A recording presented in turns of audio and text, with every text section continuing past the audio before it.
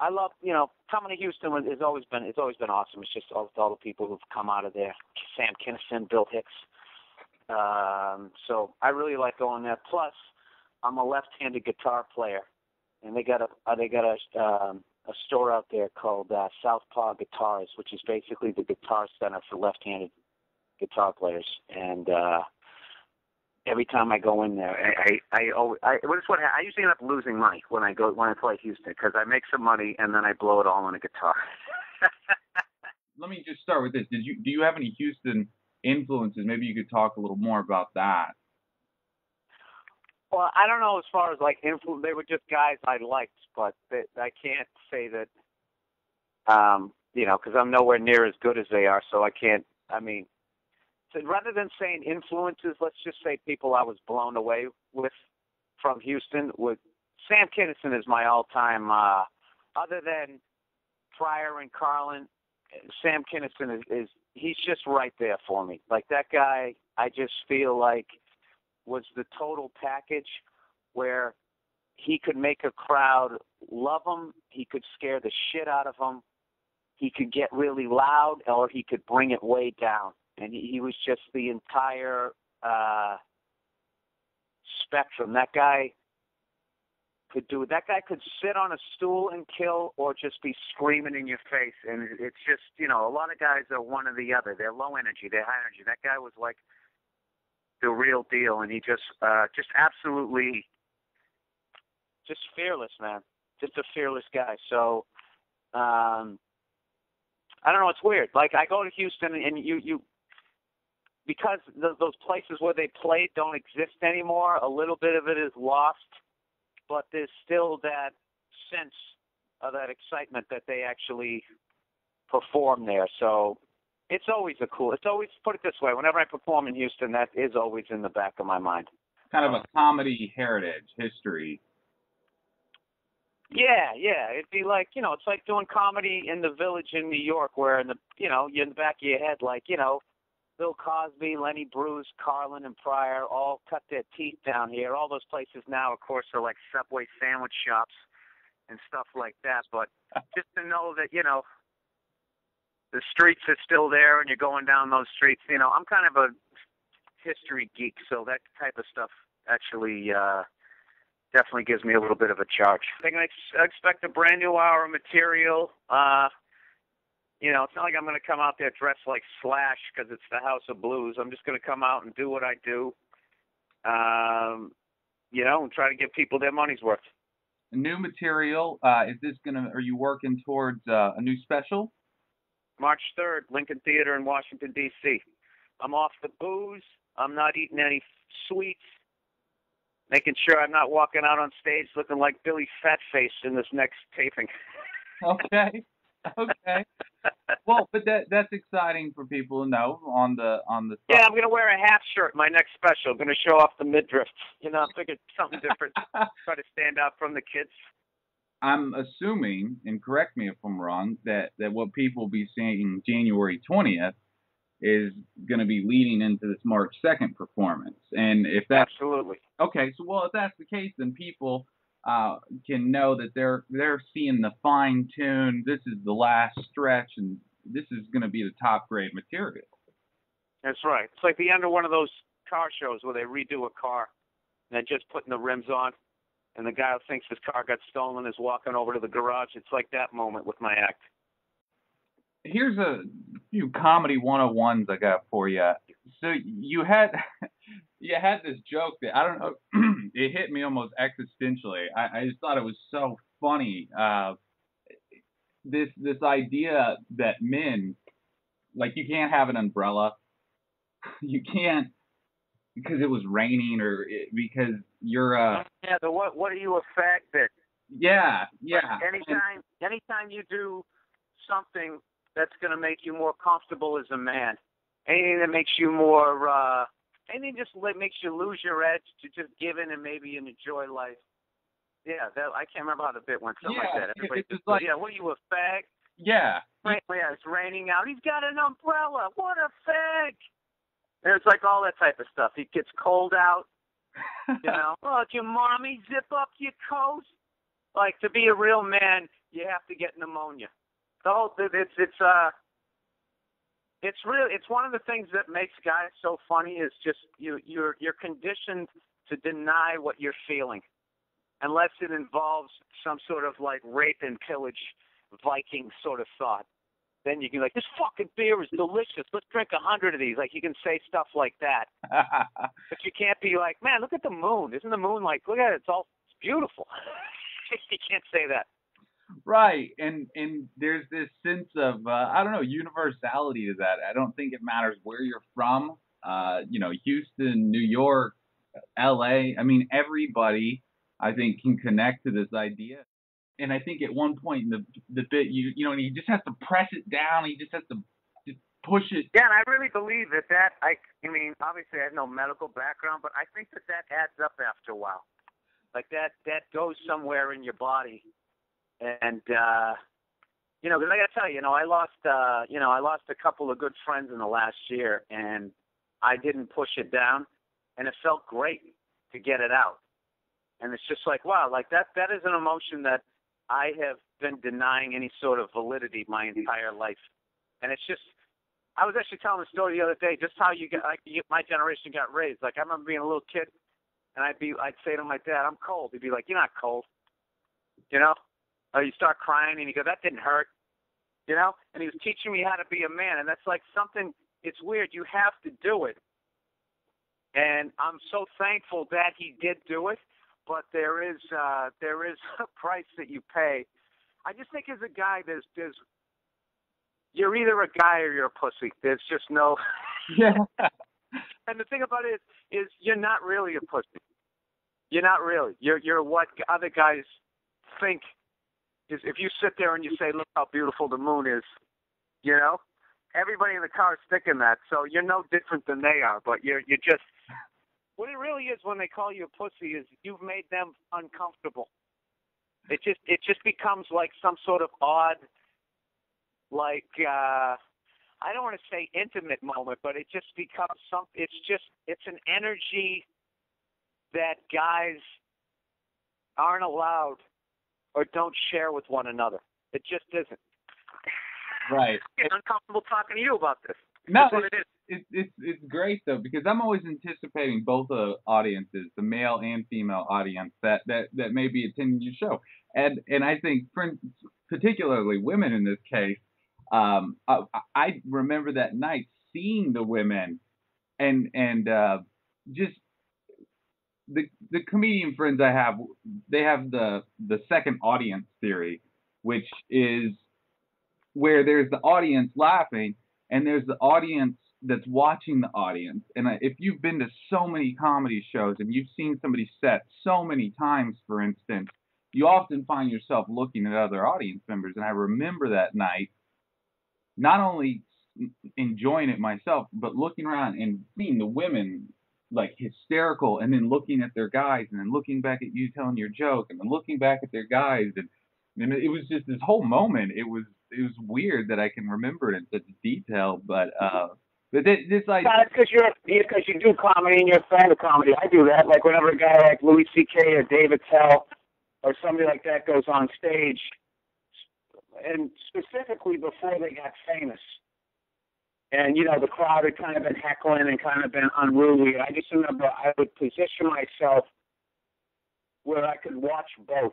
I'd be on the side of the crowd, and I used to just love when Louis and Chappelle or Tell would be about ready to go on stage and just be like, this crowd has no idea what they're in for. First of all, they're going to go up there and immediately take control.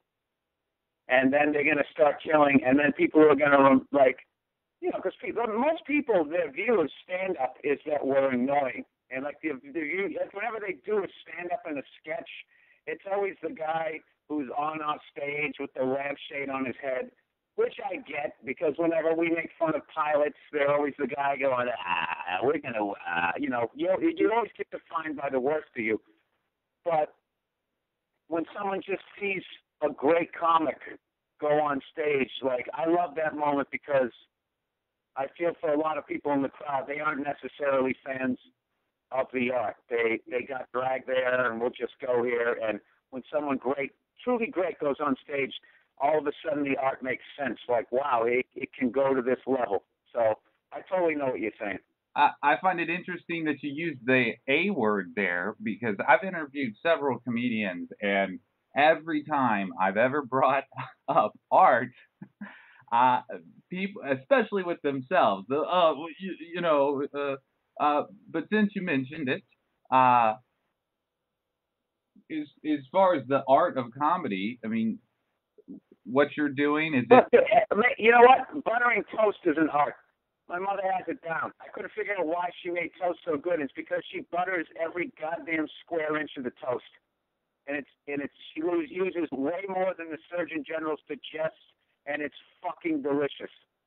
She has it down. Anything. If you put your heart in, that's what I think. If you put your heart into it, it becomes an art. Unless you just suck at it. So let's just say this is a question one of my comedian buddies was throwing my way. He said it would be interesting to know from you if there's such a thing as a bad crowd. I know it's a kind of an off-the-wall question, but he's been thinking about this a lot, knowing that if he went up and he had a great set and he feels good about it, and it basically came down to this analogy that we were talking about. When a painter paints something and the person looking at the painting goes, "No, I want it to look like that." You're like, "Oh, let me repaint that for you. Here you go." He equated that to what happens out on the stage. Like, I painted this joke, and maybe they didn't like the way it was painted, but it's a great painting. Because I don't know. I don't know if I quite get it, but it's saying if there's such a thing as a bad crowd. I mean, it's a good way to look at it.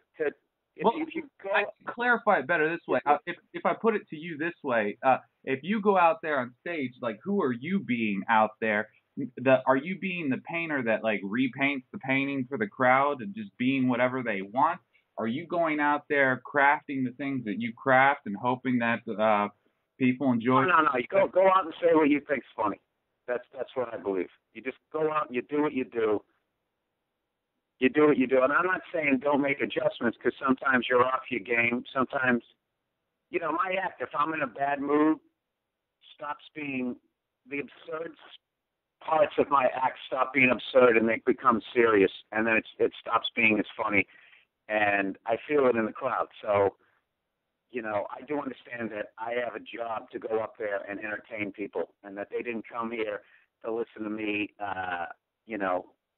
bitch, moan, and complain. I have to be funny first, and if it's funny, then they'll listen to me bitch, moan, and complain all they want. All I want, I mean. So, but having said that, there are like, I guess there's bad crowds, but you have to learn how to have fun with them. And I really don't think that you learn how to have fun with them until you're in a certain place of comfort in this business where you know, like, hey, listen, I've killed enough times. I know I'm funny. I'm selling tickets. I'm making enough money. I can eat, to pay my rent. You can be a little more relaxed, and you can actually have fun with a bad crowd and almost go to their energy and try and figure out why they're so fucked up. That can be a fun thing to do, but when you're coming up and you have to prove yourself and you're in that part of your career where you haven't killed enough times so the club owners don't have 100% faith in you, then yeah, there are bad crowds. But once you get to, like, I don't know, you have a following on the road, there's more like weird crowds. That crowd was weird, and then you just kind of go, was that me? Was I too this? Was I too that? Did I put this joke too soon and that tainted the other jokes because this point of view is like that? You can definitely kind of do stuff like that. But, I mean, I try not to I don't know, it's almost like if you walk into, like, to go rent a car and the guy behind the counter is in a bad mood and he starts being a dick to you, you don't have to go to that energy. I mean, I've worked a lifetime trying not to do that. I take the bait every time, but on stage I don't. Okay. just out of, I don't know, because I think I worked more on myself as a performer than I have as a person. And my girlfriend can definitely back me up on that one. But I think you don't have to, if they suck, you don't have to go to their energy. And that's one of the things that pains me is when I think about all the times I do that, and when I watch comedians, you see them throw a switch and be like, oh, this crowd wants me to be dirtier. This crowd wants me to do that. They want me to do that. And that's all part of the growing process. And I'm always sitting there rooting for the comic, the young comic on stage going like, stand your ground. Fuck them. Keep doing your shit. Fuck them. But I also get that they have to make sure that they do the job so they get booked again. So I have a ton of empathy for younger comics. This one was from the Peanut Gallery. On your second special, you closed with a joke about adopting a dog, and I'm quoting here, and it was perfect. From concept to finally putting it on film in that special. How long did it take to come up with that bit? Oh, Jesus. Well, I mean, it was 2 years between why do I do this? No, wait, but I got the dog in May of 2009, and I taped it in December of 2009. But I think I had the adopt a dog bit first. Okay. The part about the commercial, I already had that, because that commercial used to make me feel guilty as hell. And then what happened was then I had the dog, and then it just became, people are really educated to comedy, so you got to give them a little bit of a misdirection. So what I loved about the bit was just how, in the beginning, people thought that I hated dogs. And I'll tell you, dude, people who love dogs, I'm telling you, it's like, if you say something bad about a dog, that's like saying something anti-Semitic, anti-American, and gay bashing, all in one. It felt like people fucking love dogs. Love dogs. If you fucking make fun of dogs, you don't get any sympathy. There's no, so that's what I liked about that bit was I started off making fun of that commercial, so what I got was the twisted fucks laughing, or people who had really good sense of humor, but I always felt like there was a 20% of the crowd was like going, that's terrible, those dogs are defenseless. And then all of a sudden I get a dog, and then that same group, part of them are like, oh, he got a dog. And then the other part is going like, oh, wait a minute, is he going to be mean to the dog? And I start bitching about having a dog and all that. And you just totally lead him all the way down like it's going to be that. And then all of a sudden, the end, it's like, and then I fell in love with the dog. And then there's that whole thing. You talk about how awesome dogs are. So you just sort of take them on like that trip. And that isn't even something that I consciously decided to do. It's really how it came about. That commercial made me feel guilty, so I made fun of it. And then I got the dog, and I was scared because it was a pit bull, and there was all this stuff out there about it, and I was afraid of the responsibility. So all that was true. So I had angst about that, so I was making fun of it. So I was making fun of dogs again. And then, 3 days into having the dog, I fell in love with it, and I call him, and it's wagging its tail, and I love it. And so that's just one of those things where it's that age-old thing is just be honest. So how that bit came about was just through total honesty. That commercial made me feel guilty. My girl got the dog. I was nervous, and I had anxiety about it, and then I fell in love with the dog. And that's the whole arc of that bit. That's great. I mean, you said that was like over how many years period that joke developed? Well, I got the dog in May of 2009, and I taped the special in December of 2009. So that was 7 months. The 7 months was having the dog. The dog bit commercial, I think I had that for about a year. Okay. Maybe a little over a year. And when I got the dog, those two ideas naturally connected. I see. Does that make sense? So it developed over time. And the reason I asked, and the reason this comedian asked, was it was just such a good joke. And sometimes people want to know, you just sit there and right now, there it is. There's a great closer or opener. But it sounds like no, there's a process there, and then you found something to adapt into it and even bring it to another level, which is constantly happening in comedy. It's not always this quick, snappy, just here's my comedy writing session of the day. But just something. No, and I don't write either. Like sit down and write. I don't. I just something happens and I go, I'm going to talk about that, and I just equate it to like if something funny happened to you and you were going into a bar and you were going to tell your friends, you wouldn't like, oh, I got to write this down and memorize it and rehearse it in the mirror, and then I'm going to go into the bar. You just go into the bar and you tell the story. And if everybody laughed and it was fun, you tell the story again. And after a while, you have your stories that you tell. You don't have them written down anywhere. They're in your head. And that was something I used to talk to Patrice O'Neal about all the time. Oh, God rest his soul. When we used to talk about stand-up and that type of thing, and, I learned so much from those conversations, and specifically that about trying to be you on stage. And there was another comic, Tony V. He was the first guy I met who didn't write anything down. And I was like, well, what if you forget a joke? And he goes, well, that means it's time to stop doing it.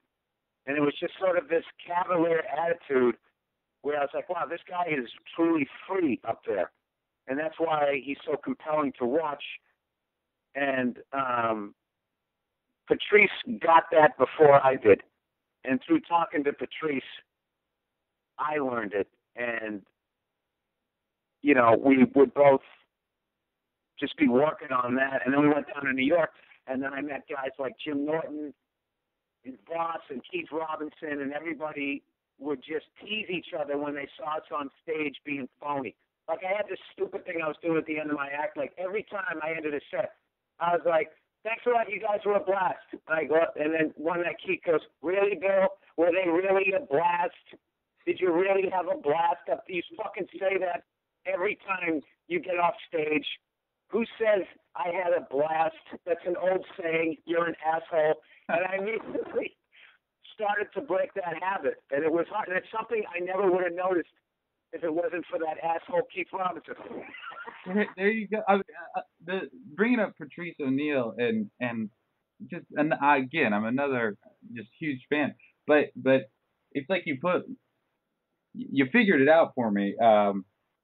I enjoyed watching both of y'all stand up for a similar reason, and I wouldn't have known why before, but it was something about this kind of conversational nature of both. I mean, very different acts, but at the same time, there's some shows where you feel like you're going, and it's more of a performance, and I think some of the better comedians know how to do what you were talking about, being you on stage, or even if it's a caricature of you, things you wouldn't normally say in real life, but your stage person will. But this idea of being you, having a voice, your own voice.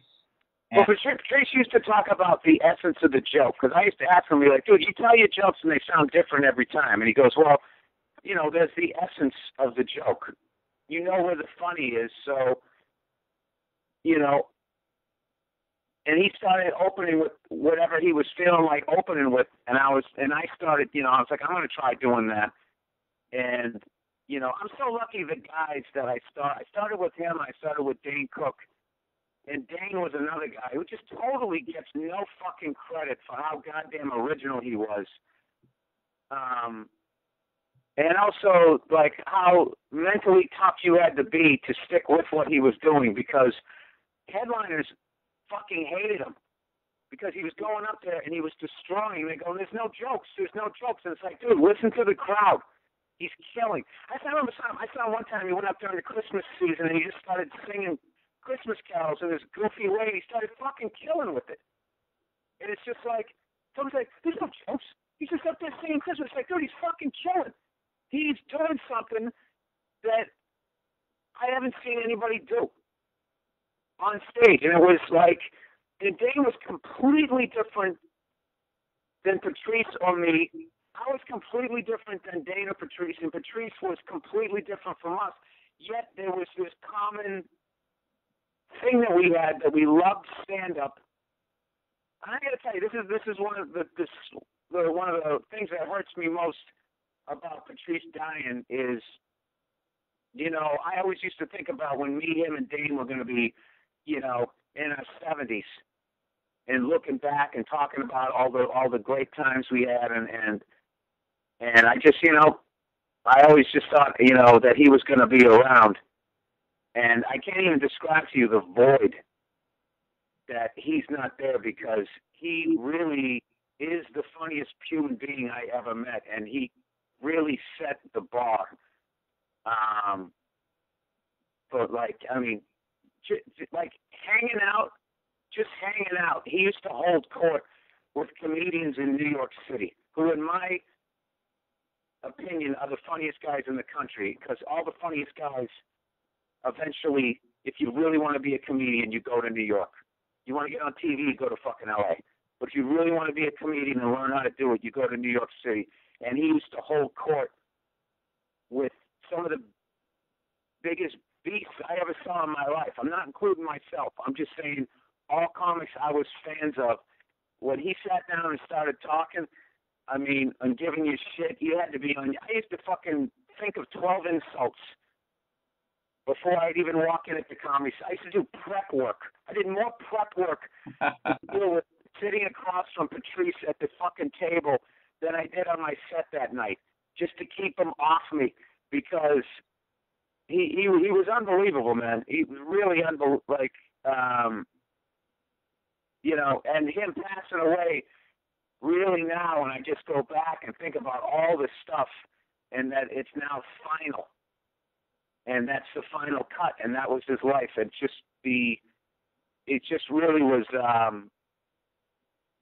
just an unbelievable experience to have known that guy, and to have actually been friends with him, and to watch him develop as a comic, and to watch him try to navigate the business and the world and still be true to who he is. And it was just fucking amazing. And like always, you know, you don't notice when it's happening as much as you should, because you just think that they're going to be there, and then one day they're not, and it's fucking horrible. It's tragic, and it's really fortunate though that you had that time with him, because he is revered among, I mean, comedians as well as all of his fans and friends and family. Yeah, and I got to tell you, thank God for the Opie and Anthony radio show, because that gave people a glimpse of what it was like to hang out with that guy, because that wasn't him doing his act. That was him just sitting down. I remember Opie was saying, you know, when he passed, just going, dude, any topic you brought up, he could go on and on for 20 minutes philosophizing, totally original. Like the guy, I'm telling you, like the guy's mind was unbelievable. And what was so funny was he was such a big guy that when he met people that never met him before, that was the best, because they thought he was going to use his size to defeat him. Like, this guy's going to grab me by my throat and choke slam me through this table. And instead, he just sat there and just went cerebral and just dismantled you. And it's just like, it wasn't even a fair fight.